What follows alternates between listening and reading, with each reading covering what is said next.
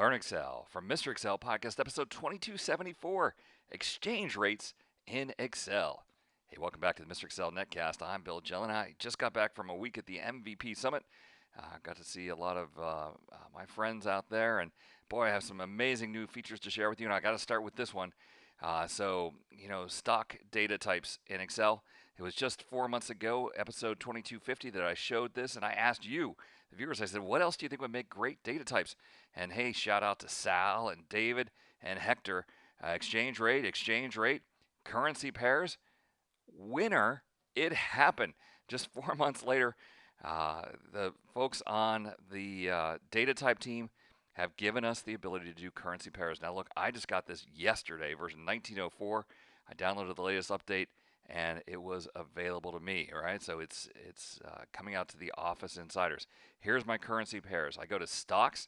They didn't add a new data type for it, and then here we will add price like that, and it gives us the exchange rate. We can also ask for from currency. It's weird. You would think that they would have to currency. I guess that's just inferred by the currency symbol there. But this is an awesome feature that they've added. I love that the data type team is still working, still coming up with new ways to innovate. And I love that, just 4 months ago, people watching this channel suggested this. I wrote about it. I sent it into the Excel team, and bam, there it is.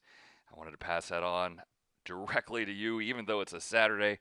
Hey, if you like the tips that I give here, please subscribe and ring that bell so you can get notifications about other new features that happen in Excel. I want to thank you for stopping by.